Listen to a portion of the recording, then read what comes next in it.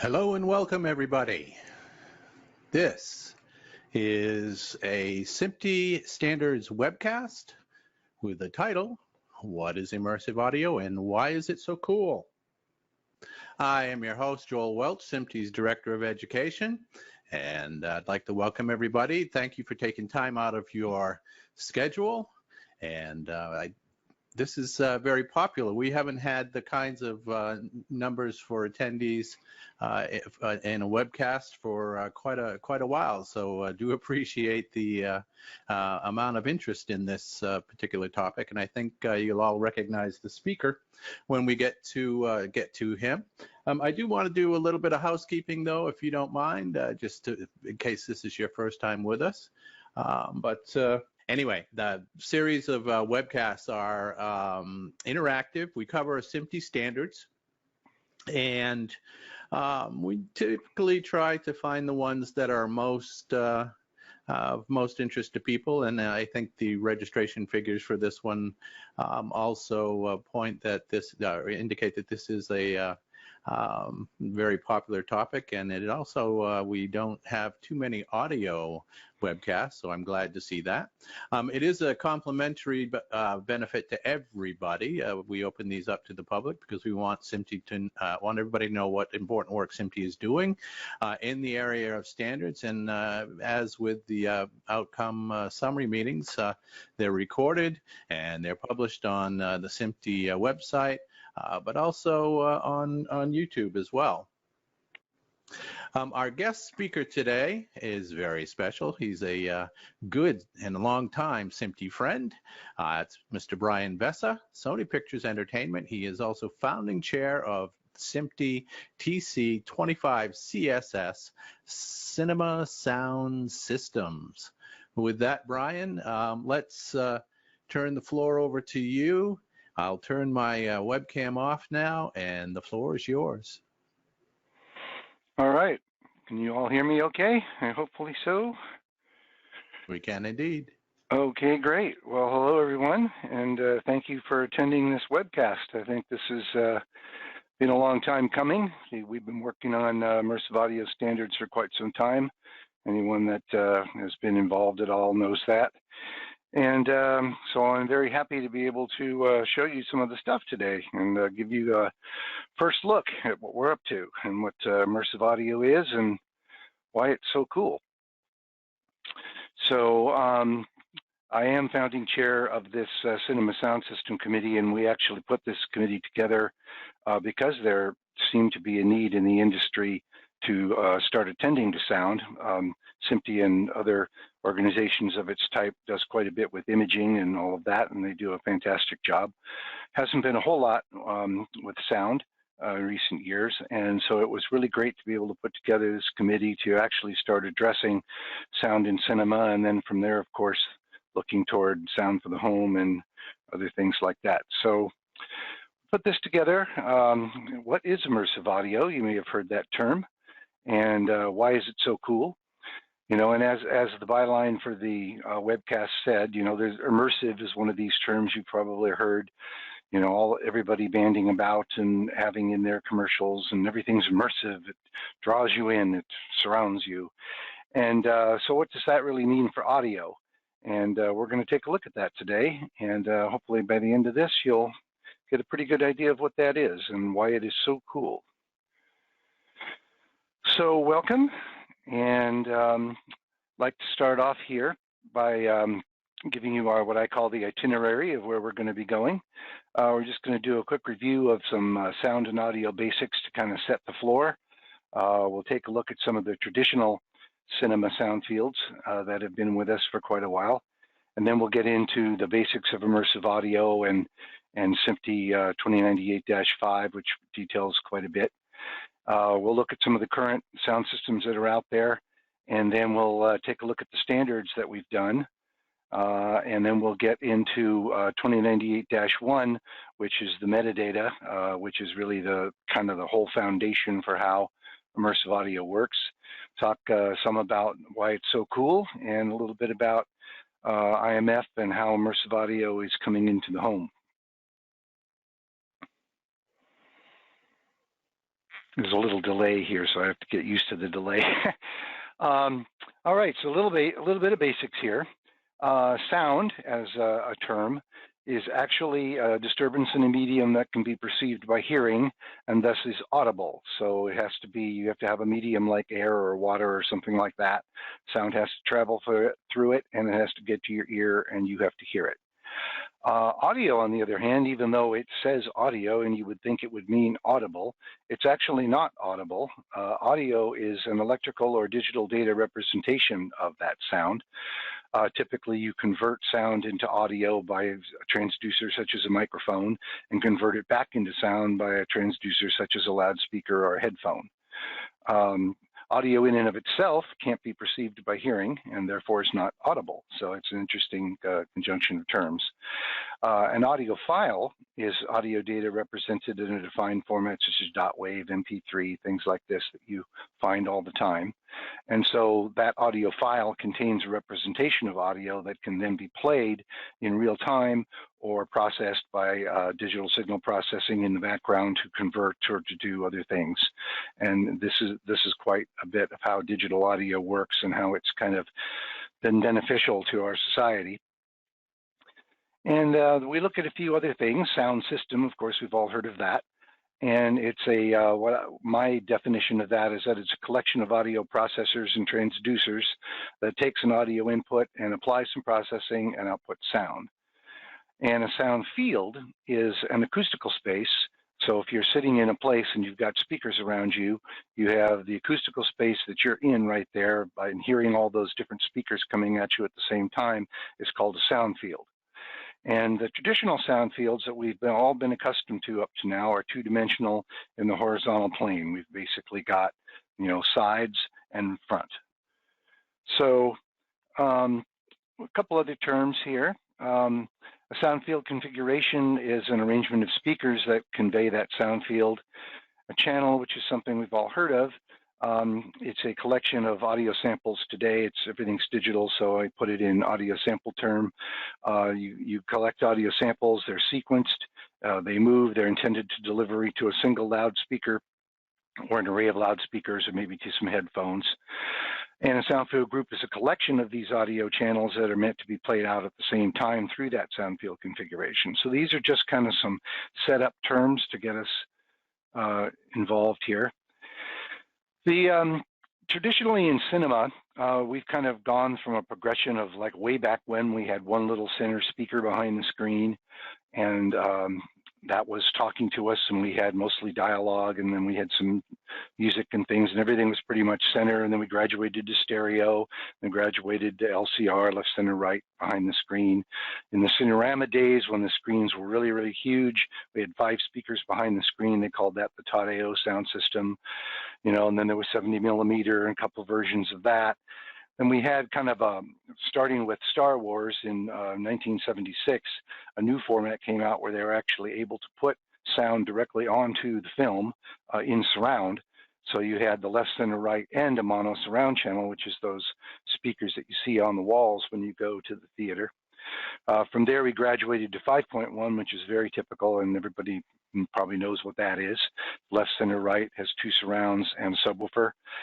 And then about, 7, 8 years ago, we came up, 7.1 SDDS. The SDDS started back in like 94, was one of the digital formats that they could put onto film. And that kind of used the TADEO front, the 5 speakers in the front and the 2 surrounds and sub.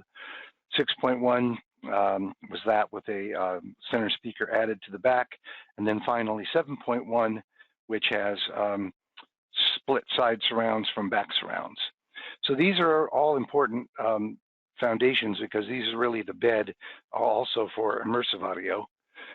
There's some diagrams that we'll see in a minute about that, but all of the cinema sound fields that you saw on that last slide, they're all in the horizontal plane. And we call this the base layer of speakers. And we actually define this in 2098-5, refers to the nominally horizontal layer of loudspeakers used in 5.1 and 7.1. So when we look at some of the the diagrams here, we'll see in a second, you're going to see all of these different channels, left, right, center, LFE, which is your subwoofer, left surround, right surround, or which is just the basic surround speakers. Then those get split into left and right side surround and left and right rear surround for 7.1. And then we've got that left center surround in 6.1, and then we've got the right center and center for SDDS and TOD-AO. So all of these are well-defined and have been in our industry for a while. ST 428-12 lays all of this out and standardized it, which is very nice. Here are some diagrams of our current sound systems that we have. 5.1, which is really typical. You see the 3 speakers behind the screen, subwoofer. You've got the 2 surrounds on the side, which kind of extend to the back. In 7.1, that gets split. We are splitting the left side surround and left rear surround apart. And then the SDDS configuration has the 5 in front, as I just mentioned, and the mono and the 2 surrounds and 6.1. So all of these are been with us for a long time and actually are going to form the basis also for the immersive sound that we're going to talk about. So with immersive sound, we add that 3rd dimension of height, which is we get sounds above the listener instead of just in the horizontal plane. We add 2 layers. We add a height layer, which are speakers that are on the wall high up above the regular surround speakers that you normally see in the theater. They're usually pretty much almost up to the ceiling, and they're all around the theater. And then there's what they call the top layer, which is actually on the ceiling, pointing down. So these 2 are added to what we just saw. And these are the channels that are associated with that, which are defined in 2098-5. You can see we've got a bunch of different height speakers here that are part of the height layer that are right above the other speakers that we already saw. You'll see some diagrams in a second. And then we've got these 3 top speakers, left top, right top, and just what they call top surround, which is right in the center of the ceiling. So the configurations that we have, there's different ways to kind of lay out these channels. We have what we call the 9.1 overhead, which basically has the left top surround and right top surround added to 7.1. Another 9.1 configuration is height. And so that basically that adds it doesn't have anything on the ceiling, but adds the height speakers, left and right height and left surround height and right surround height. 11.1 height has all of that, adds a top surround. And then there's the 13.1, which splits it even further, and 15.1 splits it even further. So these are all immersive audio channels, and this shows you kind of how that lays out. On the left, you've got the base layer speakers that we've already talked about, and then we add on the top the height or the top layer speakers. So here we've got basically a 7.1 base layer, and we add these 2 rows of speakers on the top, the left top surround and the right top surround.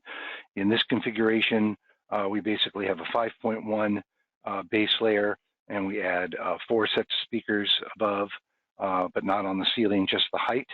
And then in 11.1 height, we've got that, but we also add this center. So all of these are in use today.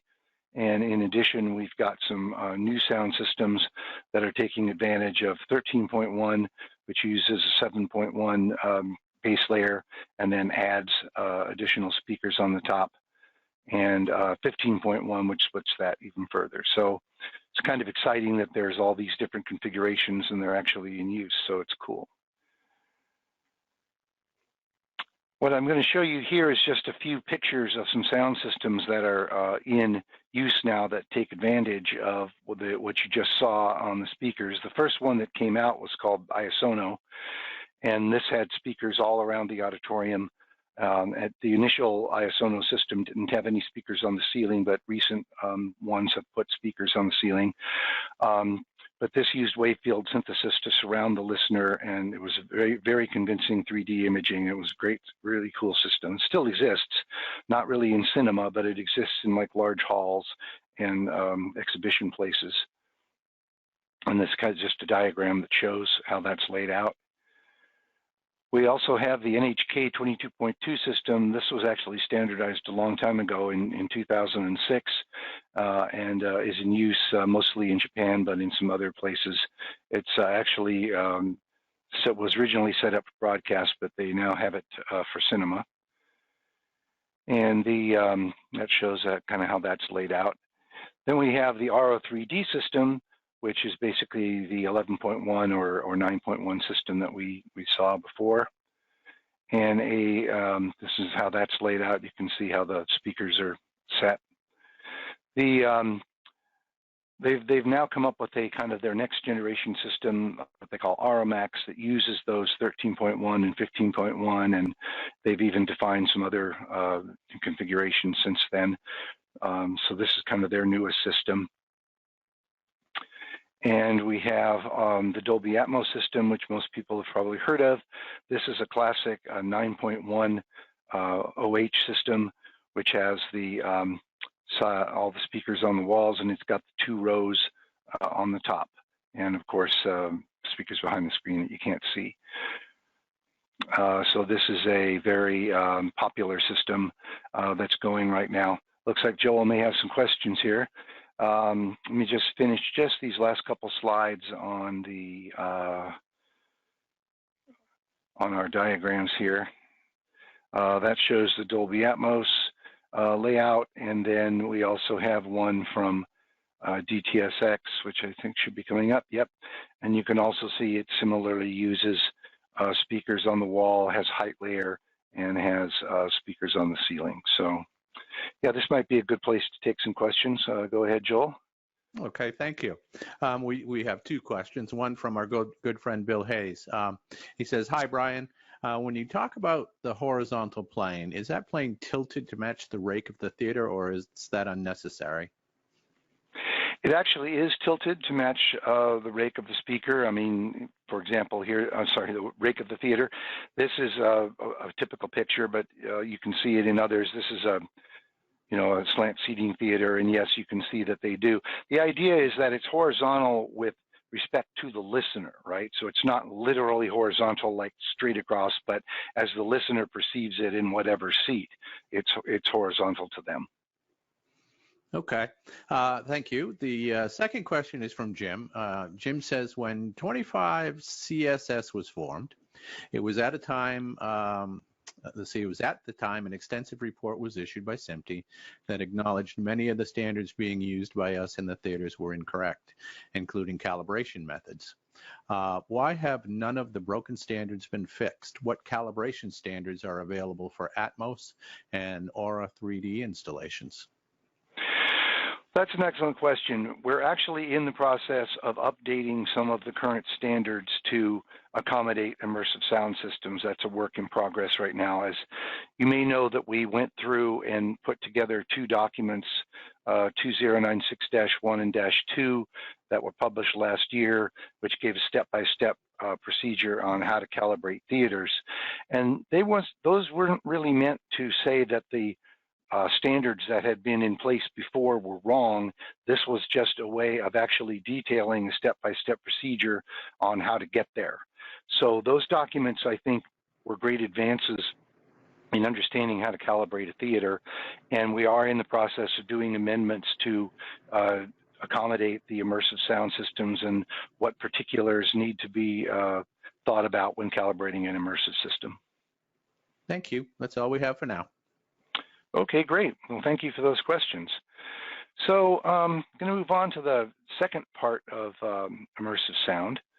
Let me see if I have to click this or if it's going to find its way back to me. Oh, there we are. Okay, so one of the unique things that we have in immersive audio is the concept of an audio object. And some people, you may have heard of this term, audio object. I'm trying to see if I can just get back to the slide. I want to be on one click. Let's see if it takes me there. There's a bit of a delay, so sorry about that. So audio objects are interesting. Audio objects are basically any segment of audio essence that could be of any length. And there's associated metadata that's very uniquely tied to it, and that describes positional and other properties that to say, this is how you want to play this clip of audio. It tells you exactly how to play it. Another way of looking at it is that it's a set of audio samples and metadata intended for reproduction according to a position in space and other properties. So it's not necessarily a single loudspeaker, where the difference between a channel and an object is a channel is generally defined to be assigned to a speaker. It's assigned to the left speaker, it's assigned to the right speaker. An object is not assigned to a speaker. An object is assigned to a position. So I'm going to go through and explain a little bit more about how that works. So they're kind of interesting. We have seen audio objects in other audio uses during the past several years. You may have seen demos where you're listening to something and you may have a separate user control of, whether you're listening to an announcer or you're listening to people that are participating in the event or different things like that. And each of those different things are an object, and as a user, you may have control of those. And that's a very cool use of objects. And I think we're going to start seeing more of that. In immersive audio, the object actually plays a big part in the sound field. So it's not just like a separate item, it's actually uniquely part of what brings you the entire presentation. So the attributes of an audio object can be any duration. We have a description of position, spread, motion characteristics, and all that kind of stuff. Objects can move around in the sound field, or they can just be in a certain place in the sound field. They can actually be, we can actually tell them to be like a channel and just come out of a single speaker. So objects have a lot of possibilities of what you can do and how you can direct them with this metadata, which is one of the things that makes them interesting. So immersive audio can be thought of as consisting of audio channels and or audio objects, because you don't have to have objects to make something immersive, and you don't have to have channels to make something immersive. You can have one or the other or both. And these can be utilized by the content creator to design a soundtrack with sounds above and around the listener and everything we've been talking about. So it combines this audio with and metadata and allows these both the objects and the channels to be rendered into multiple loudspeaker configurations. So rendering is really the key to this whole idea of the fact that I can have all these different channels that are going to different speakers, and I can have these objects which are assigned to be in particular positions in space, and somehow all of those get rendered together and put into the speakers and create a immersive sound field. So the definition of a renderer, as SMPTE defines it, is a device or algorithm that reads in audio tracks and associated metadata and converts them to another set of audio signals that are destined for individual reproduction devices. So that's a very technical way of talking about it. Basically, it's a process of taking immersive audio as input and transforming it to playback with the intended positions and everything that were baked into that metadata into whatever immersive sound field configuration happens to be in the theater. And that renderer may utilize a bunch of different technologies to get that job done. Some of the popular ones are wave field synthesis, higher order ambisonics, vector-based amplitude panning. There's various other things, and each renderer and each design that a manufacturer does may use some or all of those to get its job done. But the renderer is really the magic box. It's really the thing that makes it all work in immersive audio. It takes this mix intent that, when I'm a mixer on the mix stage and I've placed all of these sounds in particular places and I've done all of these different things, takes all that information and all the audio essence and all that metadata and determines how it's going to be played back into the sound system to which it's connected. And so, as you can imagine, every theater's got a slightly different sound system, different brand of sound system, a different room is configured differently, there's different numbers of speakers, blah, blah, blah. And the renderer is that box that says, okay, this is what I'm playing to, I understand what I'm attached to, I understand where all the speakers are in this room, I understand what the room looks like and everything about that. That's all been programmed in, and now I've got this input coming in from the immersive audio that's telling me everything that was intended, and I'm sitting there doing quick computations and figuring out exactly how to take all of this audio in real time and putting it out into all the different speakers that are there to convey a convincing sound field. So it's really a magic box. It's a pretty amazing thing, renderers.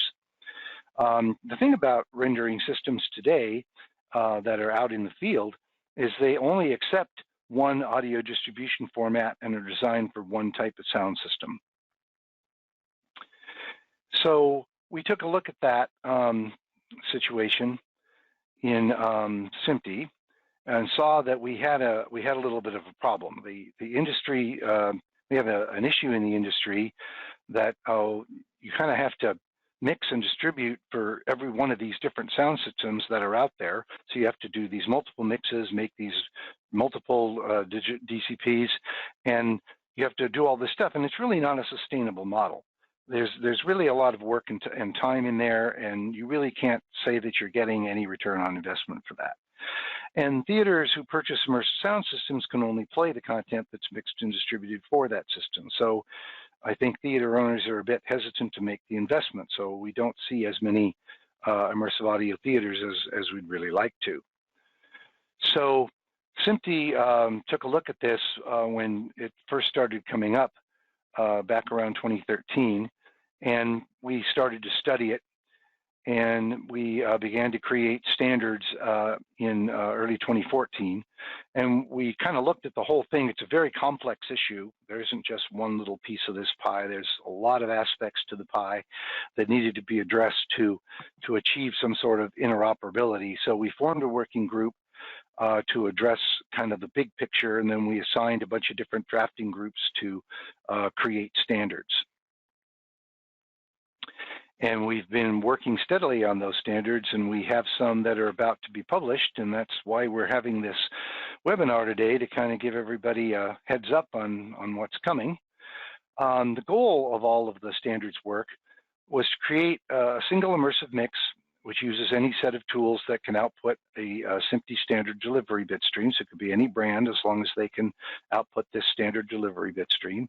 You package that bit stream in a standard digital cinema package and distribute it to any theater that has an immersive sound system that conforms to the SMPTE standards. So basically, single mix, single inventory, single distribution. And that's where we've all been wanting to get. And I think we're finally going to be getting there now that the standards are going to be coming out. So the next part of that is that I wanted to show you a kind of a block diagram, if you will. We've been, this is what we've been doing up to now. I'm using the example of 4 generic immersive audio systems, system W, X, Y, and Z. And in each case, I have to mix specifically for that system, print master for it. I have to use specific mixing tools for that system, a delivery bit stream for that system, a DCP for that system. I deliver it to a theater that's got that system in it, and it plays it out through its renderer and into its sound system. And I have to do that for any of the different theaters that I want to deliver to, which, you know, is really a very, very long and arduous path. These days when we're doing immersive audio mixes, we spend just as much time creating all of these different versions as we do doing the original mix. So with the advent of the standards and the thing that we've been working toward, what we're actually standardizing is the front end of that. We're doing one mix and creating one print master. We can use any system that we want to monitor with on the mixing stage, as long as that system can deliver the SMPTE delivery bit stream, which is ST2098-2. We package that into a SMPTE standardized DCP, which is 429.18, 429.19, and deliver that to any theater that is set up to accept it, which I'm loosely calling a compliant theater. And now the back end of it is still very similar to what you saw before, but they're all taking a single input. And each of these systems then will play it out into the renderer that it has and play it into its system. So SMPTE's not trying to tell anybody at the theater, on the theater sound system side, how to build their sound system or how to do their speakers or how to do their renderer. All they're saying is that we want you to be compatible with taking this input that we've created and being able to play it out successfully into your sound system. So it's an interesting but actually doable workflow that we've proven will work. And there are some documents around the renderer. It doesn't specify exactly how the renderer is supposed to do anything, but it does give guidelines about how the renderer is supposed to behave when presented with this input. And that's there so that we have the ability to get some consistency of the sound between the different sound system that you have. Because normally you'd make a specific mix for every sound system that you want to play it in to kind of ensure that you would get sound that was pretty close to what you were looking for. In this model, with the one mix and play out in many sound systems, there has to be some kind of guidelines as to what the renderer is expecting to see, and so that's what these standards are for. And so as we've moved through doing this work, we've created a number of standards to address a bunch of different things. Here's a list. As you can see, there's a lot of standards that we've taken a look at here that we've realized that this is a big problem that we want to solve, and so we need a bunch of different standards to handle it. And these are all of the standards that we're working on. The study group report came out quite a while ago. The immersive audio metadata and the bitstream are publishing next week, and today we're working with this the metadata portion of this. The renderer ones I mentioned will be publishing a little bit later this year. The audio channels and Soundfield groups is already published, and we've seen some of the diagrams from that. And then we've got some of these other ones that deal with kind of the inside of a digital cinema package, the aux data track file, packaging diagrams, operations, communications, blah, blah, blah. So it's really quite thick, but we've done it. We're doing this thing now, so it's really pretty exciting. So for the next portion of this, I'm going to dive into actually talking about how we think about this. So I don't know if this is a good time for questions, Joel, if there's been any that came up, or if I should just move forward here into the next section. We actually have 3 questions. Okay. Actually, now 4. Marie-Eve asks, are the monitors on top also tilted to match the distance of the listener or the speaker? In general, yes. I think it depends on whether it's a mixing stage or it's a cinema theater where people are going. In a cinema theater, you're trying to reach a very wide audience, and so they would most likely use speakers with wider dispersion and try to be more general in the aiming. There's some aiming. You'll see the front speakers generally will get aimed back and the rear speakers will get aimed forward and things like that, but they're not specifically aimed like at a single seat, because you're trying to cover the whole theater. On a mixing stage, it's different, where you're really trying to just hit where the mixing position is and being able to make sure you've got everything exactly there. So you'll find if you go to a mixing stage, the speakers are a whole lot more tilted and they're much more geared to just that center position where the mixing board is. Thank you. Is there a general rule for the spacing between immersive speakers? Are the number of surround speakers based on the audience size or square footage? And is the same spacing typically used for side, rear, and overhead speakers? And this is from Andrew. Well, there's no standard regarding that. What I would say in general is that if you have a bigger room that you're trying to cover, you're going to have more speakers. I think that in general, the distance between speakers is going to be part of the sound system design, depending on the dispersion of the speakers.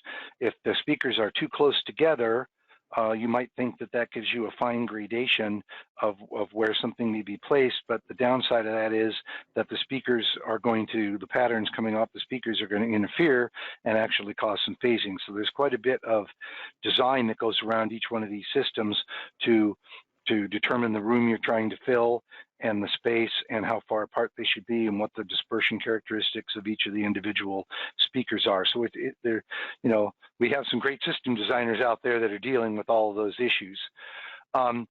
If you're asking about the ceiling speakers, I think that completely depends also on how much space. In general, I find that in larger rooms where you're trying to cover, you may have 8-10 rows of speakers up there. In a smaller room, you may only have 3 or 4 rows of speakers up there. And again, I think it depends on the sound system and how much gradation they're trying to hit and how wide it is. One of the interesting characteristics about sounds that are coming from the top is our ears in general are not as in tune with things that are directly over our heads. We hear really well from the sides and the front and even the height, which is kind of at an angle to our ears. But when you get to the speakers that are directly on the ceiling, our ears aren't as in tune with things that are coming straight up. So I think sound system designers put some extra effort into those speakers on the ceiling to get them to give you the imaging that you need to get to, so your ears cue in on the position. Great. We have several other questions here. From Eric, does the renderer also process video for synchronization with the rendered audio? No, the renderer in this case is not a video renderer. The video rendering is done completely separately. Thank you. Iris asks, I'm wondering how long does Brian see this will have for 50% market adoption of the new standard? That's a great question. I am hoping that we've got maybe a couple of years, because all of the manufacturers and exhibitors and everybody that's involved with this have been at the table with the standards. So it's not like we're just walking out into the industry and handing everybody these standards and saying, okay, here you go. Everybody's been involved in participating and having their 2 cents. So, now that we're actually doing it, I'm really hoping that we're looking at, let's say, like a couple of years to get to that 50% adoption point. Awesome. 3 more questions. Let's see. From another good friend, Loren. How will a compliant theater be defined, and who will determine what is compliant? Well, that's an excellent question. I kind of thought that compliant word might ruffle a couple of feathers. I didn't know what other word to use. Compliance in this case just means that it's a theater that can read the SMPTE bitstream and use the SMPTE DCP to play. There's no compliance that SMPTE is trying to place upon a theater or a sound system about what they use or how they do it. So I tried to be clear about that earlier. At one point in time, we had THX and people like that were going out into theaters and trying to get theaters to comply with a very particular way of setting up their speakers and their amplifiers and all of that. And there's probably some room there for integrators and for some companies to advise theaters in those ways. But the standards are not attempting to do that. The standards are attempting to just bring a standardized mix to the theater and have the theater be able to play it in a known fashion. Thank you. Let's see. Reed says or asks, will interoperability between the various manufacturer schemes require converting from their proprietary formats to the SMPTE bitstream, and will their various renderers provide this capability?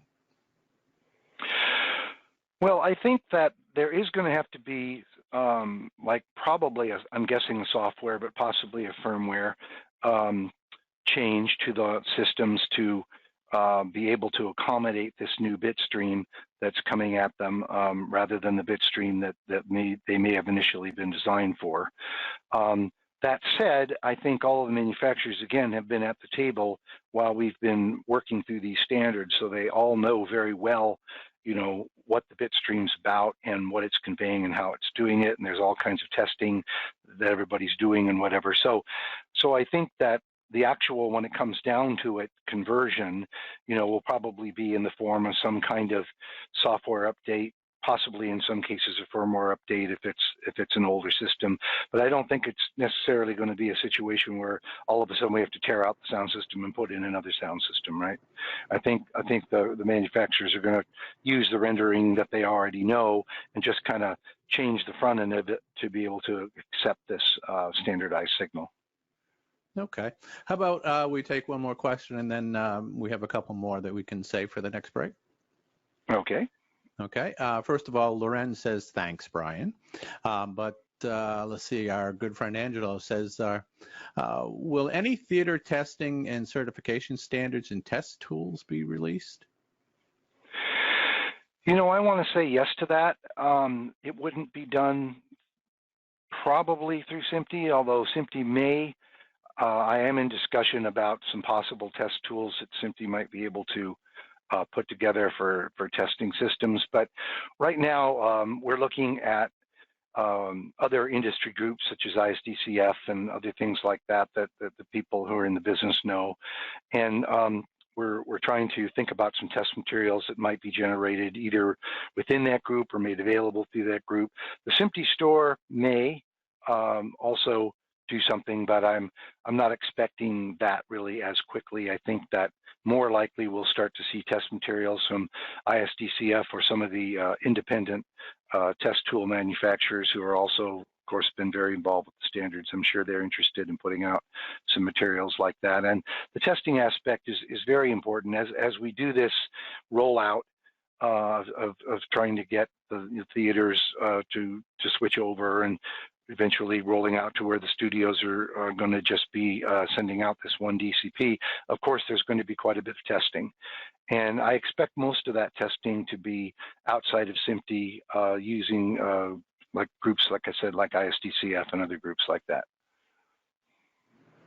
Thank you. Let's move to the next section. Okay. So the next section here, we're going to start taking a deep dive into, you know, kind of the first document in the suite here, the ST2098-1, which is about the metadata that we've been bantering about throughout this conversation. And the metadata is integral to immersive audio in order to make it work. So when we started to approach this whole thing, we said, well, how are we going to actually look at modeling where we're going to try to put the sound and how we're going to position the sound and how all that's going to go so that we could create some meaningful standards. So we said, well, the first thing we have to do is define kind of a space and a coordinate system. So just like we've all seen, we have Cartesian coordinates. And what we've done in this case, the thing that was chosen is the X component is across, as it normally is. The Y component goes out into the room in this case, and the Z component goes up. And this was the coordinates that we chose. We could have done this a lot of different ways, but this is how we decided to do it. And this is kind of how the standards are written. So X coordinate is left, right, Y coordinates front, back, Z coordinates up, down. And I have a couple of slides here to kind of show how that mapping actually works. Let's see if the slide's going to change here. There we go. So the values are going to be normalized relative to reference points on the cube, which is as you imagine, we kind of idealize a model of a cinema using a cube, even though we realize cinemas are not necessarily cube-shaped, but you start with an ideal cube and then you figure out how you accommodate the different configurations that there might actually be. So the front plane is the screen, the left is the left wall, and different things like that. So you can see we have location metadata that's going to support locations all around this cube and understand also from the Z-axis midpoint to the top of the cube. And we're going to take a look here at the actual definitions, how we did that when the slide changes. Anytime, boom, boom, boom, boom, boom, boom. There we go. Okay. For the x-axis, the reference points are going to be the left and right cube faces. For the y-axis, it's the front and back cube faces. For the z-axis, it's the bottom, midpoint, and top. And locations within the cube are going to be represented using a linear interpolation between those reference points, and locations outside the cube as supported will be represented based on a linear extrapolation from the reference point. So this is much like any other modeling that you might have done if you've ever done CAD drawings or any of that kind of thing. It's much along the lines of that.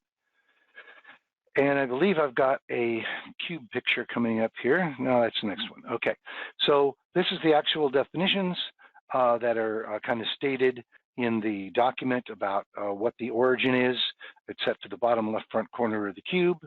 The x-axis goes from 0 to 1, y-axis goes from front face 0 to 1, and z-axis 0 to midpoint value 0.5. So we kind of had to set some parameters here on how we were going to set that up. And these are the actual definitions. And I believe we have a diagram. Yep. So this shows you what we just were talking about, with kind of a idealized cube model where we've got the x-axis going across here. This is the assumed screen in the theater. The z-axis is the up, if you will, the height, and the y-axis is out into the room. So this is kind of the basis for how we set the whole metadata schema up. And we did this. I have to learn to press this a little earlier. Okay, so now we have to think about mapping of object positions to this cube, and the renderer is the magic box that does that. So we're not, as we talked about before, we're not going to specify exactly how the renderer gets its job done. What we're doing here is talking about sort of what the renderer needs to do. So the renderer, as we talked about, the front face of the cube has to map to the nominal front wall, which is the screen. The left face of the cube maps to the nominal left wall, right face to the right wall, as you can imagine. And then furthermore, we have the other dimensions. The back face of the cube maps to the rear wall. The mid-height plane of the cube maps to the kind of a base layer, as we're calling it, the two-dimensional loudspeaker system. The top of the cube is the ceiling, and the bottom of the cube is the floor. So some of that may sound obvious, but it was important to kind of lay that all out and define it. So this shows a little bit about how that midpoint plane might be the what we call the base layer, or the horizontal layer is here. And for the purposes of mapping and the discussion of metadata, that's considered to be the midpoint in the plane. So we have a few other slides here that describe a little bit about this.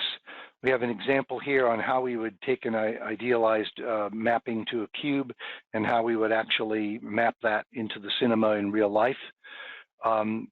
The slide that's going to follow here, the diagram on the left, kind of shows a GUI, kind of what a panner might look like in an audio workstation. And then on the right, we're going to show how that actually would map in to the cinema. And it's going to vary a little bit from cinema to cinema because every cinema is different. So that's kind of where the magic renderer comes in, because the renderer knows how that cinema is laid out. So on the left here, this might be kind of an idealized thing. It shows an object right here, 33% back from the front, 25% in from the left, 75% in from the right, 67% in from the back. So it's kind of an idealized position. Over here, I've got a rectangular cinema, and kind of how that is actually going to map to that, showing these are the speakers around, this kind of a quick diagram of speakers around the wall. So the renderer understands where those speakers are, it understands it's being told to do that, and it maps it to that position in the room. So this is an important concept about how this actually works in the real world. And again, that magic renderer is the thing that takes care of all of this. So I'm going to go into some general terms and definitions here about this metadata and drill into it a little bit. Do we have some more questions, Joel, or should I just go into the metadata here? We have several questions. Okay. From Mark, what is the roadmap for standards that help broadcasters deal with and convert from immersive audio deliveries formatted as SMPTE immersive audio bit streams? Are there new considerations to be made for this use case? So if I understand this, this is how immersive audio might be used in broadcast and what what might be what the concerns might be in delivering that to a consumer through a broadcast chain? Is that where the question is? Yeah, I think the question is there a roadmap for the standards to bring this to broadcasters, and are there considerations that need to be made? Well, there is actually, and I'm going to talk about that a little bit more kind of right at the end of the presentation. So maybe if we can hold that particular one, I'll address that toward the end of the presentation. Let's grab another question while we're here. Okay. Alex has two. Will the new standards work for real-time or live workflows like broadcast or live reviews, time code and sync, those kinds of things? And number two, is there anything specific in the standards to facilitate recording, capturing of live object-based audio? So the standards right now don't really talk about how we capture things. I think that's a whole another set of standards that could possibly be done. What we've concentrated on to begin with is trying to get, however you captured it and however you did it, getting it into a standard delivery bit stream so that everybody can play it. And we're doing the same thing for broadcast. You're going to find that this same bit stream is going to find its way into the broadcast domain. And one of the differences is, at least for right now, in broadcast streaming, that sort of thing, everybody has a particular file format that they're set up to do. So what we've tried to do is create a standardized file format, which we would call the master format, if you will. And then from that, if there are specific file formats that need to be delivered to particular markets or whatever, there will be transcoding that will be available from this master. So instead of delivering a proprietary, instead of having to have 4 proprietary bit streams like we had before, or 5 or 6 or whatever, and then from each of those having to derive the things that broadcast and streaming needs, we're now going to have one bit stream, which some people call a mezzanine, and from that mezzanine we will be able to transcode and derive all of the different things that are usable. And again, I'm going to touch on that toward the end of the presentation. Thank you. Let's see. Scott Daly says, in most computer graphics and imaging, X is horizontal, Y is vertical, and Z is depth. This conflicts with the described audio specs. Any chance to revise this so there is consolidation between audio and image? Any anticipation and preparation for possible confusion as is? We did have quite a bit of discussion around that, and that's exactly right. In 3D imagery, the Z-axis comes out of the screen and goes behind the screen, and that's kind of like the uniqueness between 2D imaging and 3D imaging, is that you add that Z-axis. Similarly, with immersive audio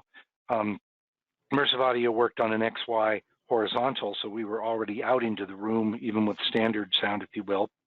And so the added dimension of height was natural to use the Z-axis for that. So I do definitely understand that. The good news is that mapping between coordinate systems is a trivial task in any processor to map between this and that. So that was kind of what we had extensive discussion about that at the time, and we elected to do this. But I do feel your pain on that. The good news is that I do believe it's a fairly easy transcode between the different coordinate systems. Thank you. And finally, Loren comes back with, do you expect server models that are approved for IAB rendering will need to go through DCI certification again? I would say to that, yes, but that's a guess. I mean, DCI is, as we've seen on the DCI website, DCI has been addressing immersive audio gradually over the years. They put together what they call a multiple media block architecture. So for the first time, they allowed, instead of just having one single server in the theater that dealt with image and sound, they allowed for an additional server that could be dedicated to sound. And the eye for that was dedicating that server to immersive sound. So that's published in part of the Digital Cinema System specification. So we can see that DCI has already got their eye on that, and I would imagine that we are going to be looking at probably servers that are going to be able to do immersive audio, and most specifically, DCI is concerned about forensic watermarking. Of course, the security is a big part of the DCI mandate. So I think part of this business about a server that can play immersive audio will be a server that can watermark immersive audio. Great. That was the final question for this segment. Okay. So let's get into just a few terms and definitions about immersive audio metadata. A group is exactly what you think it was. It's just a way of grouping things that you might want to look at as one. And a sample, as we all know, is a single discrete sample. So if we have something at 48K, there's 48,000 samples of audio per second. Much like in film, we've got 24 individual frames or more if it's higher frame rate. A term that's interesting that probably hasn't been dealt with too much up to now is something called a target environment, which is, as I've been alluding to before, we're playing into a real world room. So if it's a cinema, we're playing into a cinema theater. If we're playing into a dub stage, we're playing into that. If it's a home, we're playing into that. If it's headphones, we're playing into that. So a target environment is something that can be defined, and using a target environment, metadata can make statements about what to do if presented with different target environments. So it can kind of instruct the renderer as to what to do. So it's a kind of a new concept for immersive audio to think about a target environment. And you'll see how that plays in as we start to move through some of these other definitions. These are very simple. Channel identifier is just a number on a channel, so that can be grabbed out of a bit stream. Routing destination, we all know about this. It just identifies where the audio is supposed to get routed. So a channel is supposed to go to the left, supposed to go to the right. Waveform reference actually refers to the audio essence that's associated with the channel. So we all think about channel, oh, it's automatically audio essence, but when you actually get down and drill to it, there's a waveform in that channel and a bunch of stuff around it. And so you have to be able to specifically refer to that exact audio PCM that's in there. So when you're trying to convey a bit stream, you actually have to be able to have a distinct reference that says, this is the waveform reference that goes with this. So now I think we get into some of the more interesting terms here. The basis of what we do in immersive audio is we've got, as I mentioned before, we've got channels and objects. We can have both or one or the other, but it's fairly common to have both. And so in that model, the bed, which some people call the immersive audio bed, is a Soundfield group, which is a collection of channels, as we talked about earlier. It's typically present for the whole program, and it serves as kind of the foundation for the mix. So these are channels that the mixer creates, and they go to, as you saw earlier, those diagrams with the different speakers and the different Soundfield configurations for immersive audio that I showed you. There are channels that are associated with those, and the mixer can utilize those channels, and that's quite often called the bed. That's kind of the foundation for the mix. And as with any bit stream, you would need to have an identifier to identify the bed. It's possible actually to have multiple beds available, and actually a number of movies are mixed that way. So each one of those beds has to have an identifier, just like a channel has to have an identifier. And there has to be a list of what channels are in that bed. So this is all just basic bit stream stuff that anyone who's studied this sort of thing knows.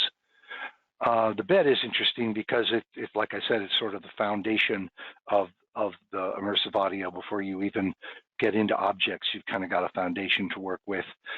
Now, there's different target configurations, as I mentioned before. You might have different theaters that have different things. They may have more or less speakers. Some of them may not have speakers on the ceiling. Some might have height speakers, some might not, this sort of thing.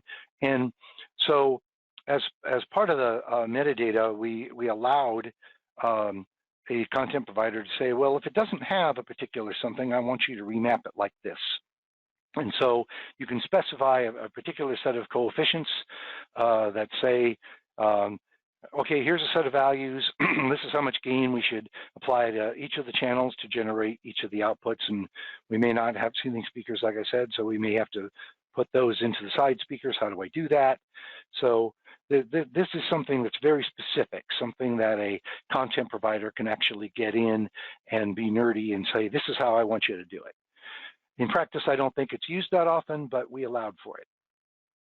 By the same token, you can have another bed in there that says, well, guess what? You know, if I said that if I was gonna, you know, my bed is a 9.1 bed and I wanted it to play in the 9.1 theater, but guess what? I don't have a 9.1. I've got a 11.1 or I've got a 7.1. You can put an alternate bed in there to play in the case that the target environment doesn't happen to match up with the bed that's in there. You can have metadata that say, well, if it doesn't match up, then play this bed instead. So that's, again, I don't think that's terribly used, but we do give that option. We were trying to, when we did this, we tried to open all the options that we could for what content providers might want to do. Now, the object metadata, which is what I said before, the objects completely rely on their metadata to have any meaning. The renderer needs that metadata to understand what to do with the object when it's presented with it. So the simple ones, of course, you have to identify the object. It's got a number, just like the channels do. There has to be a particular waveform reference associated with that object. So as I mentioned, you can have a clip of PCM audio, and you have to say, okay, this object refers to that waveform. And so that's what this does. So that's all pretty straightforward. Again, regular bitstream stuff. Now we get into the interesting stuff, which is talking about the position and the spread and the gain of the objects, which are really the main things that the renderer needs to know if it's going to try to render this object out into the theater. So the position, as you can imagine, it locates the audio object in a three-dimensional space. It says, this is where I'm supposed to be. This is where the content provider wanted me to be. And it uses that whole coordinate system and that frame of reference and everything that we just went through a few minutes ago to do that. And so the actual metadata that's associated with that position actually is absolutely part and parcel nailed into the coordinate system and the frame of reference and all that stuff we went through. Object spread is interesting because an object can actually have size.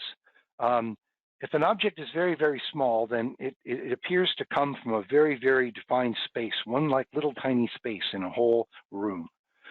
Which might actually be sort of hard to hear with your ears. An object spread allows that it can be in the same position, but it can take up more space in the room.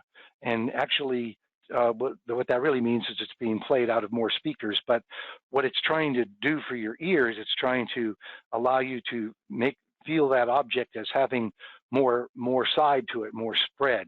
Instead of just being pinpointed to one place, it's actually sort of in an area of the theater. So as you spread the object out, it feels like it's more of an area sort of a position than it is in a very, very precise, small little pinpoint. So the spread kind of determines that. And the gain of the object is obvious. Most of the time we just use a gain of 0, which means it's unity. So however we mixed it, it's there. But it's possible to apply gain specifically to the object to have it be less or more, and that can be done through metadata. The next set of parameters that we're going to look at, providing changes, there's something called a lifetime, which means that audio objects can be very transitional. You may have an audio object lasts just for a couple of minutes, it's gone, or a couple of seconds and it's gone. Some objects may go for, an hour. So in order for the bitstream to sort of tell the renderer what it's expect how long this object is, there's a lifetime thing, as they call it, which is sort of a duration.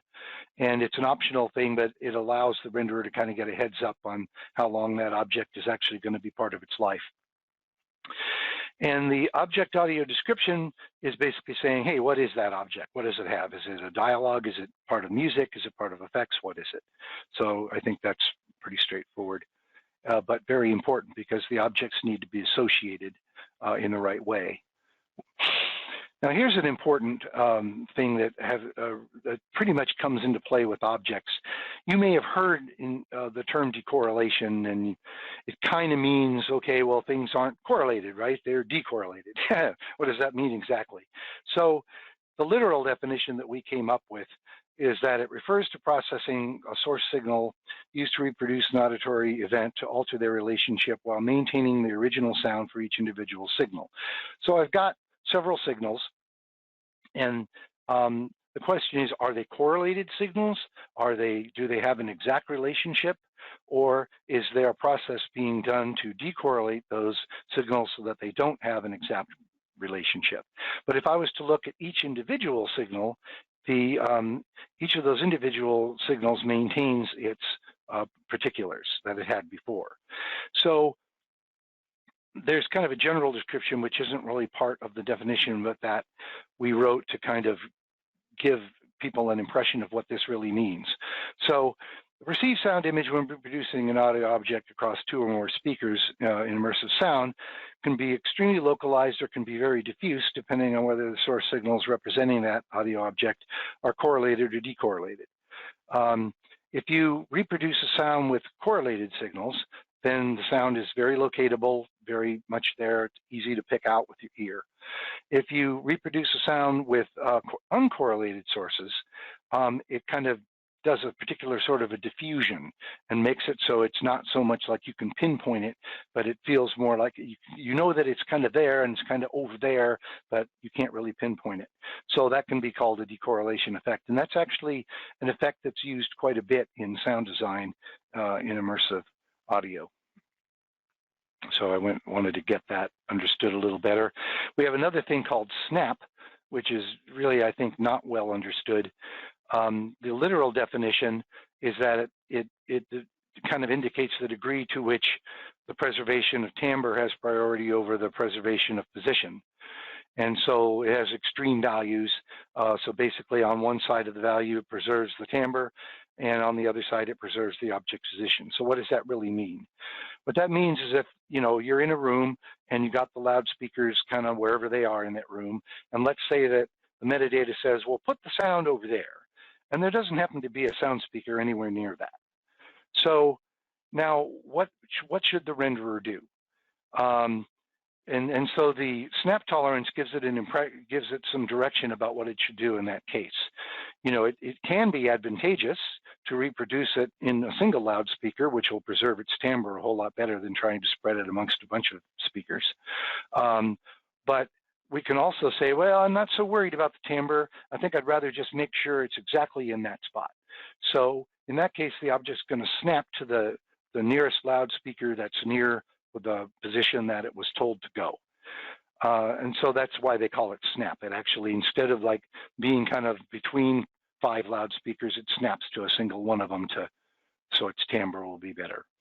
So, and this is actually used a fair amount in sound design, so that you kind of give a particular sound a metadata that says, it's more important that this sound be sounding just like this, and if it doesn't happen to be exactly in this position in the room, I'm okay. Or the other thing is, I really want it to be in that spot, and if it loses a little bit of quality, I'm okay. So these are some of the trade-offs that we have when trying to reproduce this immersive audio in real-world situations. We allowed for something called a conditional object, which, again, if the target environment doesn't happen to support the position that we said this object should go, we might decide to have another object take its place that will actually be more accurately done within the target. So I don't know that this is used a whole lot either, but we allowed for it.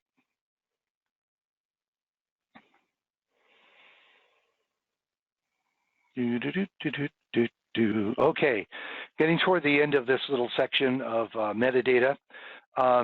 Zones are an important aspect to how we deal with immersive sound.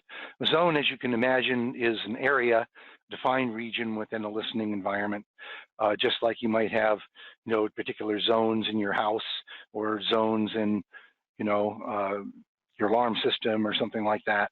There are a zone in a theater is a defined area within the theater, and we've got some control that we can have over whether or not an object is reproduced in that zone or not.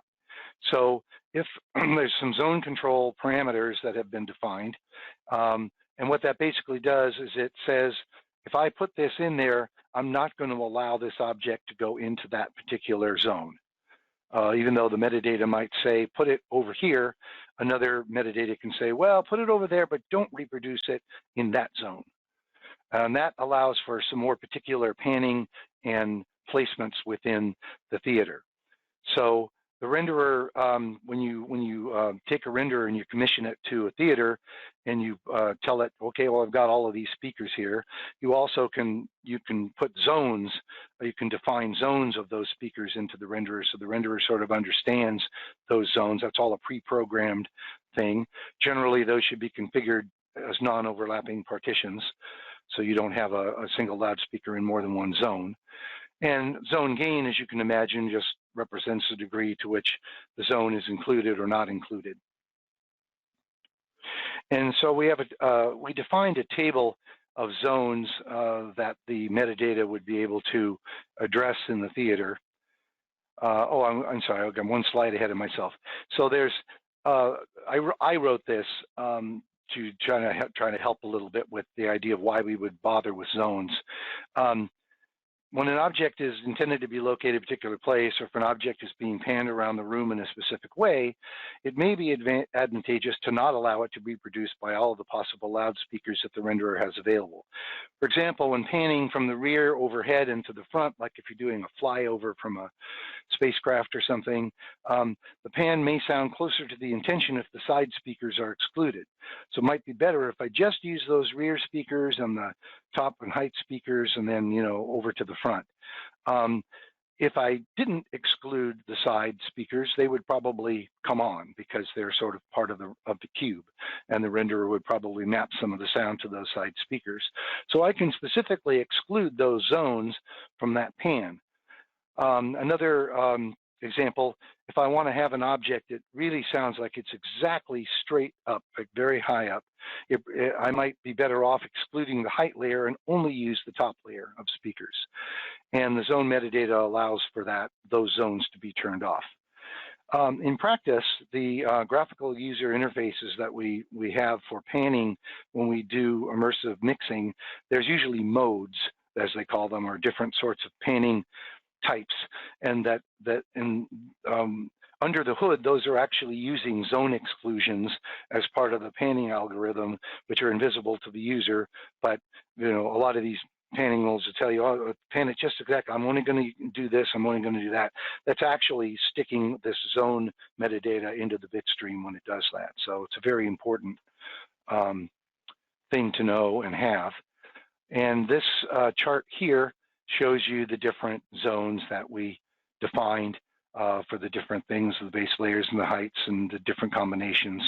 And we have 19 zones that we actually defined in metadata that can be addressed.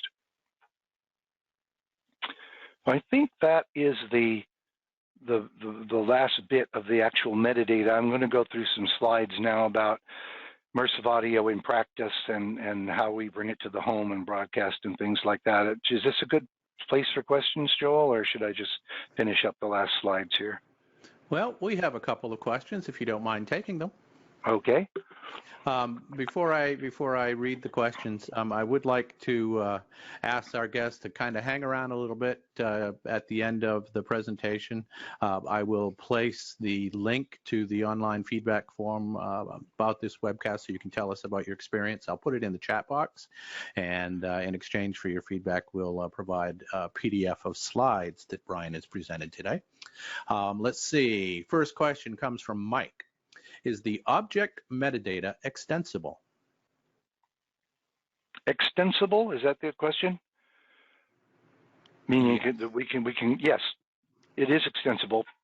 We can define additional metadata as new metadata reasons come up. We can define more, yes.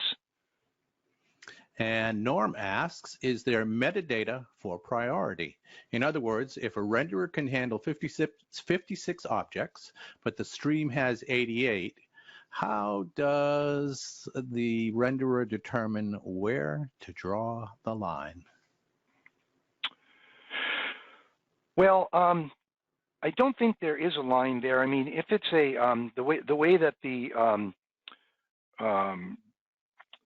specifications, the standards have been written, there's 128 possible objects, and some of those may be channels and some of those may be objects, but there's 128 slots. So any renderer that is going to be able to read this bit stream and use it is supposed to be able to read all 128 of those things.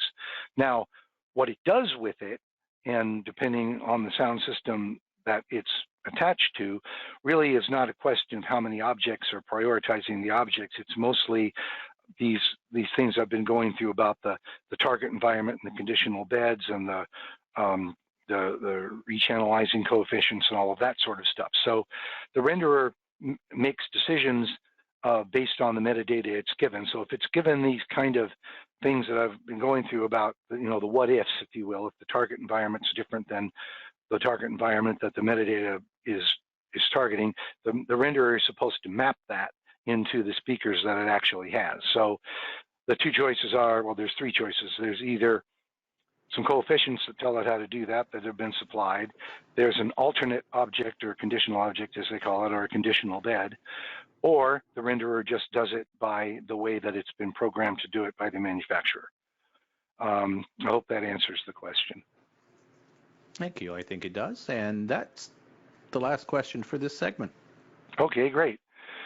So thanks for hanging. It's a thick subject, so thanks for hanging with it. We just have a few more slides to go through here.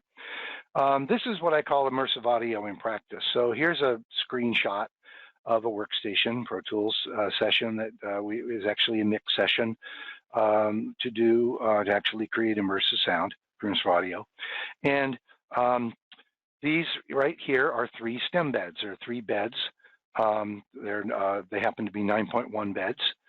And so here's a 9.1 dialogue, here's a 9.1 music, and here's a 9.1 effects. And we call these stems. And then with those, there are additional objects that are below here. I took a screenshot of just the objects here. It'll come up in a second. And as you can see, the objects are individual segments here of different things. Some of them are really long, some of them are short.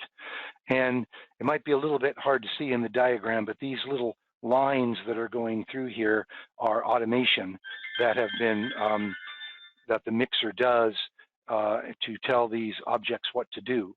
And this automation, affectionately called automation lanes, gets converted when you make the bit stream. This automation gets converted into those metadata terms that we've all went through. So there actually is a correspondence between all these moves that a mixer makes and all this automation that you see here, and it turns into that metadata and gets carried in the bit stream, to the renderer. And that's kind of the magic of how all of this works. Now I've got a few slides here just to talk about some of the nice aspects of all of this. Why is it so cool? Well, I think we have a new storytelling medium here. Sound localization and being able to place sound all around a room, above and all around is a brand new deal. We now have kind of a new palette for telling a story. We have the height, but the objects also help to enhance the width and the depth. Also, we can capture sounds now in 3D.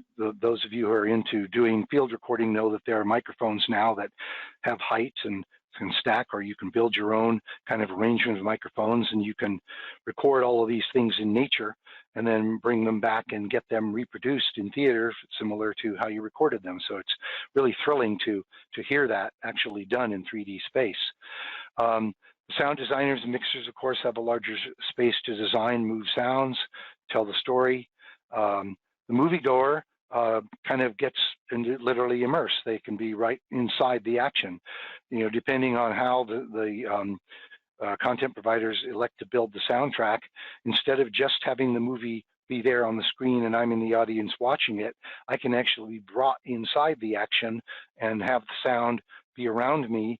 I can have cues. I can have a sound come out to somebody can be looking to the right as the right back as the sound comes from the right back, and I back there, oh, no wonder they're looking over there. So, there's some cool stuff like that. It brings the viewer in and gets them more engaged with the story, and works very well for 2D, but it can also bring additional life to 3D. If you've got a 3D movie, you can actually build sounds that go with that 3D image. So that's very cool to do that. And there's the other aspect of this is the design part, because I love to design sounds myself, so I think that it's really cool. So for the different sorts of sounds that we might have in a movie, the coolest thing, I think, are the backgrounds and the ambiences. This is part of the thing that brings you in and makes you feel you're in a room, or makes you feel you're in the cave, or it makes you feel you're outdoors and you have the trees and the birds and stuff going on. These backgrounds and ambiences, we can now design them for a full 3D space as well as record them, which I just mentioned. It's actually nice. You can actually go out in nature and record an environment and have that environment translate into the room. So it really brings you inside of it. It's really cool.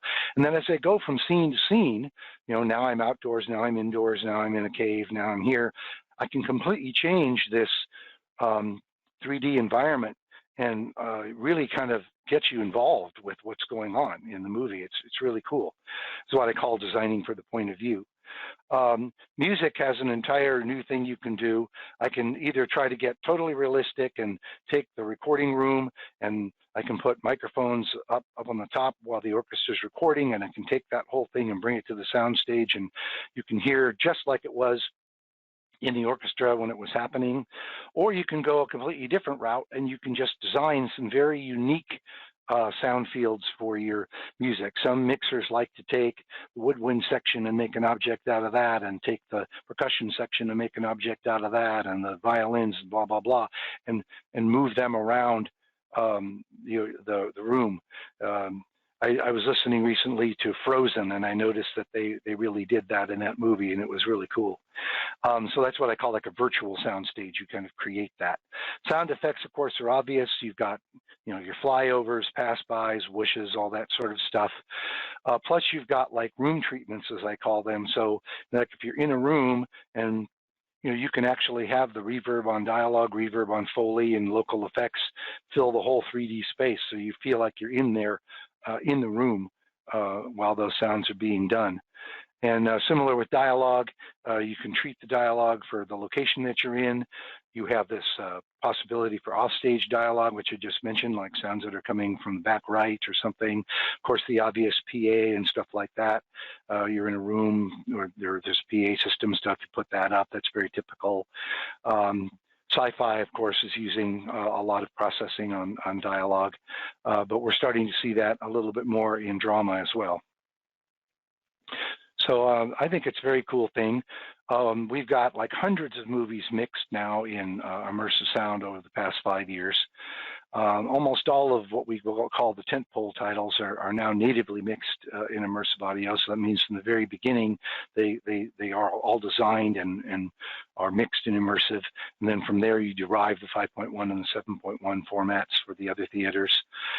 In broadcast, I've been noticing that some of the content providers are mixing all of their new content in immersive audio, and then from there deriving all the deliverables, and they have like a food chain all worked out to do that. And it's very exciting to start to see immersive audio actually coming into the workflow for new content. I've been very thrilled to see this. And the library titles, we're going back now into older titles and remixing them with immersive sound for release in cinema or UHD Blu-ray and streaming.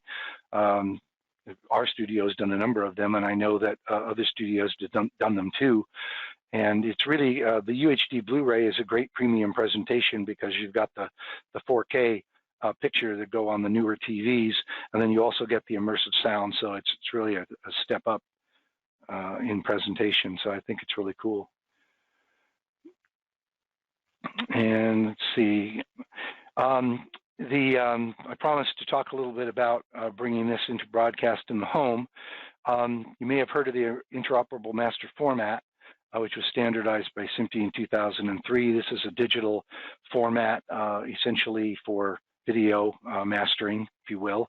We used to master to, say, HDCAM SR or other types of formats like that. And this is a digital format, which is kind of based on the digital DCP, but expands on that. And so with IMF, it's sort of like digital mastering from end to end. We're doing it at this studio, and many content providers are doing it now instead of videotape, although videotape is still out there. But interestingly, this opens the door for 4K, and it opens the door for immersive sound to be delivered as well. Currently, immersive audio is still in that proprietary mode where it's created by the proprietary tools, and we're delivering it outside of an IMF. It's not actually in there. The IMF CPL doesn't know about it and all of that. It's working, but it's not ideal. So, of course, standards to the rescue. We're working now on a standard to bring the IMF immersive audio bit stream that we just talked about, the 2098-2 bit stream, which will be the subject of the next presentation here. We're going to take that very thing that we've taken all this time to define for cinema, and we're going to just go ahead and thank you very much. Let's use it for IMF, and we're bringing it into IMF and figuring out how to package that and standardizing all of that. So what we're going to be able to do is we're going to make a single immersive audio bitstream IMF. So I'll have my IMF that has my picture, my 4K, my HDR, all my subtitles, all my 5.1 audio, 7.1 audio, whatever's needed. It'll have also immersive audio in it.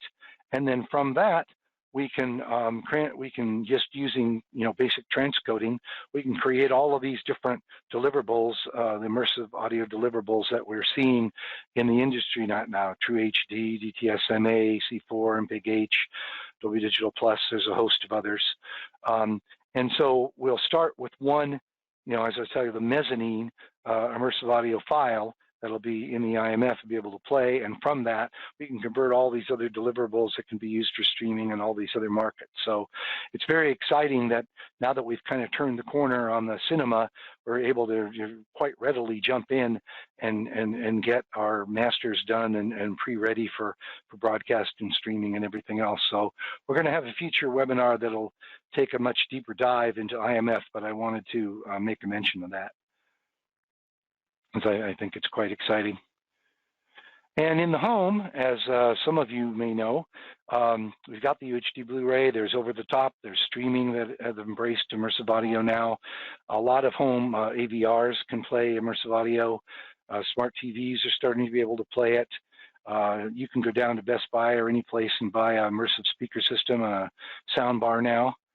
And headphones are starting to really come in. I've heard some very cool headphone technology that really can give you a very good impression of height. And there's different processors and apps that are becoming available now on mobile devices and things like that that can play immersive sound. So you'll be able to, if you are the type of person that likes to look at your phone or your pad to watch a movie, you can put on the headphones and get immersive sound. So it's very cool. So to wrap it up, immersive audio is cool. And thank you very much. Thank you, Brian. We do have a few questions in the queue, but I would invite our guests to say, I have a verbal question, and we've got a couple of minutes here, and we'll try to end at the bottom of the hour, or as close to it as we can. Before I get to the questions, though, Angelo says, very big thanks to Mr. Vessa for his effective presentation, and I have to agree with our friend Angelo. Let's see, Tim asks, do the standards limit at 128 objects, or is this extensible? Isn't 128 a historic hardware limitation that could be removed? Yes. Is it extensible? Well, I would say that in order to extend it, we could.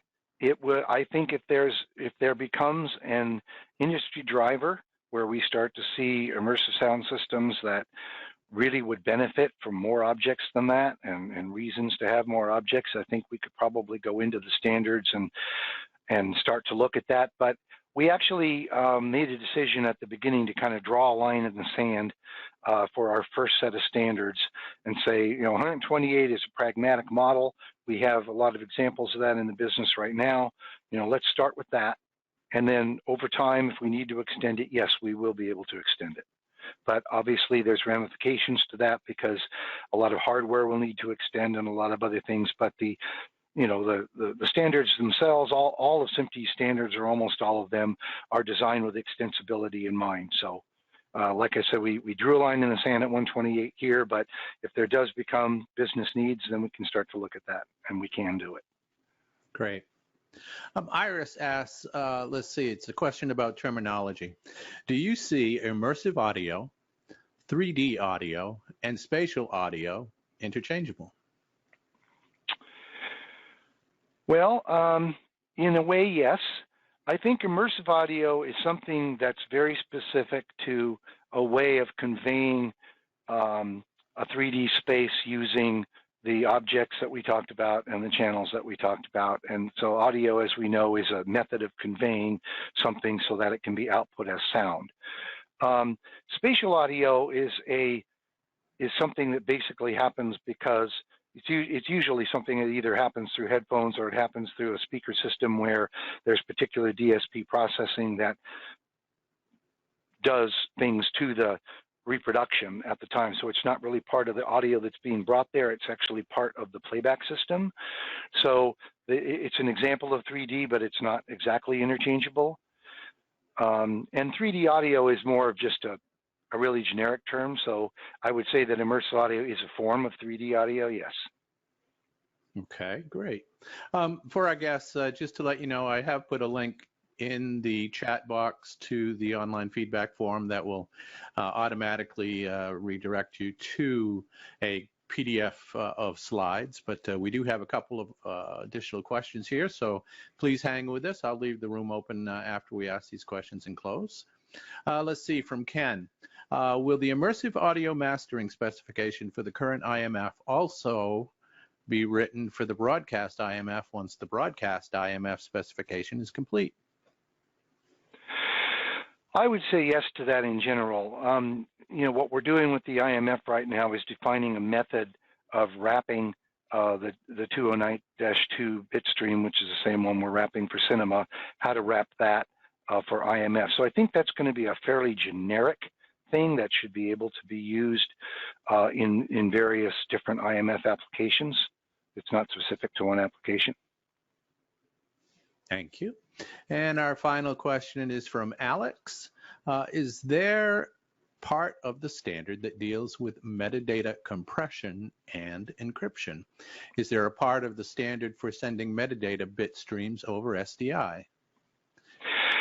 The answer is yes, but it's a kind of a whole different wing, if you will, of what we're doing. There's another branch of SMPTE that sort of deals with the transmission of data through SDI and other interfaces like that.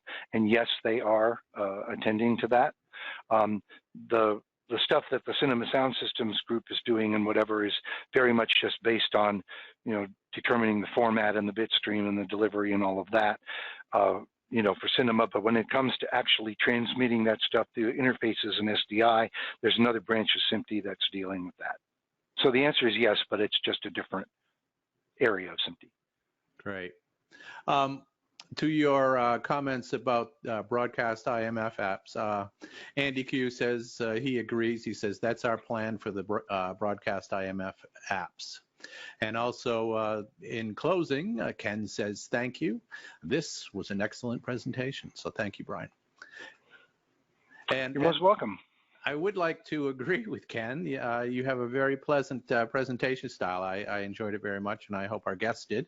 So thank you for taking the time to put this together, and I'm looking forward to the future webcasts. Thank you to our guests for joining us and sticking with us. We still had 110 people right here at the very end. So with that, we'll close. Take care, safe travels, and we'll see you next time on either a SMPTE Technology webcast or another SMPTE Standards webcast. Bye-bye now. Bye-bye. Thank you, everyone.